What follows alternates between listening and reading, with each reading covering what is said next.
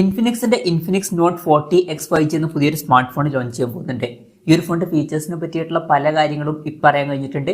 അതുപോലെ തന്നെ വിലയെ പറ്റിയിട്ടുള്ള ചില ന്യൂസുകളും ഇപ്പം പുറത്തു വന്നിട്ടുണ്ട്. ഇത് ബഡ്ജറ്റ് സെഗ്മെന്റിൽ വരുന്ന ഒരു 5G ഫോൺ ആയിരിക്കും. ഈ ഒരു വീഡിയോയിൽ നമ്മൾ നോക്കാൻ പോകുന്നത് ഇൻഫിനിക്സ് നോട്ട് 40X 5G എന്ന സ്മാർട്ട് ഫോണിനെ പറ്റിയിട്ടാണ്.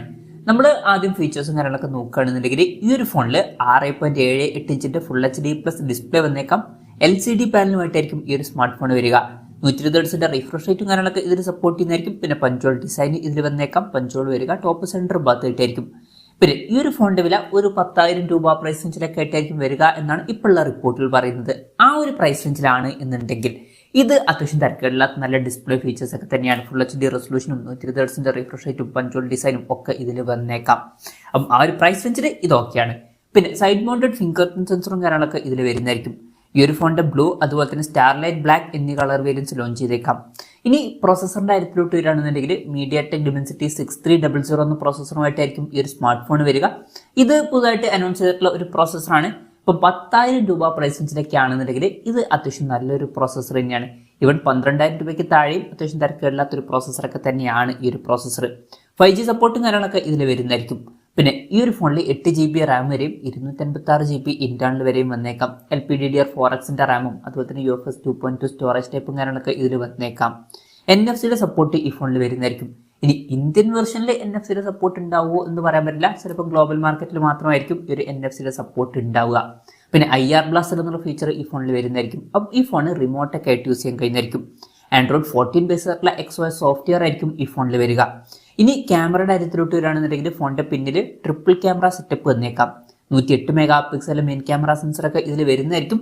പിന്നെ 2 MP ഡെപ്ത് സെൻസറും അതുപോലെ തന്നെ 2 MP ഒരു മാക്രോ ലെൻസും ഇതിൽ വന്നേക്കാം. അപ്പം അൾട്രാ വൈഡ് ആംഗിൾ ലെൻസ് ഒന്നും ഇതിൽ വരാൻ ചാൻസ് ഇല്ല. 10,000 രൂപ പ്രൈസ് റേഞ്ചിലൊക്കെയാണെന്നുണ്ടെങ്കിൽ അതൊരു പ്രശ്നമായിട്ട് പറയാനും പറ്റില്ല. പിന്നെ ഫ്രണ്ടിൽ 8 MP സെൽഫി ക്യാമറയും വന്നേക്കാം. ബാറ്ററിയുടെ കാര്യത്തിലോട്ട് വരികയാണെന്നുണ്ടെങ്കിൽ 5000 mAh ബാറ്ററി വരുന്നതായിരിക്കും. 18 വാട്ട് ഫാസ്റ്റ് ചാർജ് സപ്പോർട്ട് ഇതിൽ വന്നേക്കാം. പിന്നെ Type-C ചാർജിംഗ് പോർട്ടും ഇതിൽ വരുന്നതായിരിക്കും. അപ്പോൾ തിരക്കേടില്ലാത്തൊരു ആവറേജ് ആയിട്ടുള്ള ഒരു ബാറ്ററി സെറ്റപ്പും ഇതിൽ വന്നേക്കാം. അപ്പം ഇതൊക്കെയാണ് ഫീച്ചേഴ്സിനെ പറ്റിയിട്ട് പറയാൻ കഴിഞ്ഞിട്ടുള്ള കാര്യങ്ങൾ. ഇനി വിലയുടെ കാര്യം പറയുകയാണെന്നുണ്ടെങ്കിൽ ഈ ഫോണിന്റെ വില 10,000 രൂപ പ്രൈസ് റേഞ്ചിലായിരിക്കും വരിക എന്നാണ് ഇപ്പോഴുള്ള റിപ്പോർട്ടുകൾ പറയുന്നത്. ആ ഒരു പ്രൈസ് റേഞ്ചിലാണ് എന്നുണ്ടെങ്കിൽ മൊത്തത്തിൽ നോക്കുമ്പോൾ ഇത് അത്യാവശ്യം നല്ല ഫീച്ചേഴ്സ് തന്നെയാണ്. 10,000 രൂപ പ്രൈസ് റേഞ്ചിലാണെന്നുണ്ടെങ്കിൽ ഇത് അത്യാവശ്യം നല്ല ഡിസ്പ്ലേ ഫീച്ചേഴ്സ് ആണ്. അതുപോലെ തന്നെ അത്യാവശ്യം നല്ലൊരു പ്രോസസ്സറുമാണ് ഈ ഒരു processor. On paper camera specification തിരക്കേടില്ല എന്ന് പറയാവുന്നതാണ്. മെയിൻ ക്യാമറ സെൻസർ അത്യാവശ്യം നല്ലൊരു സെൻസർ തന്നെയാണ് ഈ ഒരു പ്രൈസ് റേഞ്ചിൽ 108 MP എന്നുള്ളത്. പിന്നെ തിരക്കേടില്ലാത്തൊരു ബാറ്ററി സെറ്റപ്പും ഇതിൽ വരുന്നതായിരിക്കും. ഇനി നമ്മുടെ എക്സ്പെക്ടേഷൻ പറയുകയാണെന്നുണ്ടെങ്കിൽ ഈ ഫോണിന്റെ വില 10,000 to 12,000 രൂപ പ്രൈസ് റേഞ്ചിലായിട്ട് വന്നേക്കാം. ചിലപ്പം കറക്റ്റ് 10,000 രൂപ പ്രൈസ് റേഞ്ച് ആയിക്കോളണം എന്നില്ല. ചിലപ്പം ഓഫർ കഴിഞ്ഞിട്ടായിരിക്കും 10,000 രൂപ പ്രൈസ് റേഞ്ചിലായിട്ട് ഈ ഫോണിന്റെ വില വരിക. ഒരു 12,000 രൂപ പ്രൈസ് റേഞ്ചിൽ വരെയൊക്കെ ഈ ഫോൺ നമുക്ക് എക്സ്പെക്ട് ചെയ്യാവുന്നതാണ്. ഇനി ലോഞ്ച് ഡേറ്റിന്റെ കാര്യം പറയുകയാണെന്നുണ്ടെങ്കിൽ അതിനെ പറ്റിയിട്ടുള്ള കാര്യങ്ങളൊന്നും ഇപ്പം പറയാൻ കഴിഞ്ഞിട്ടില്ല. അതിനെ പറ്റിയിട്ടുള്ള ന്യൂസുകളൊക്കെ വരുമ്പോൾ അതിനെ പറ്റിയിട്ടുള്ള വീഡിയോസൊക്കെ നമ്മൾ ചെയ്യുന്നതായിരിക്കും. അപ്പം അതുപോലുള്ള വീഡിയോസ് കാണാൻ താല്പര്യമുണ്ടെന്നുണ്ടെങ്കിൽ ഈ ചാനലും സബ്സ്ക്രൈബ് ചെയ്യാവുന്നതാണ്.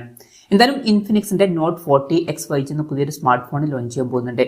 ഈ ഒരു ഫോണിനെ പറ്റിയിട്ടുള്ള നിങ്ങളുടെ അഭിപ്രായം ജസ്റ്റ് ഒന്ന് കമന്റ് ചെയ്യുക. അതുപോലെ തന്നെ ഈ ഒരു സ്മാർട്ട് ഫോൺ ഇന്ത്യൻ മാർക്കറ്റിൽ നിങ്ങൾ ഏത് പ്രൈസിങ്ങിലാണ് എക്സ്പെക്ട് ചെയ്യുന്നത് എന്നുള്ള കാര്യം കൂടി ജസ്റ്റ് ഒന്ന് കമന്റ് ചെയ്യുക.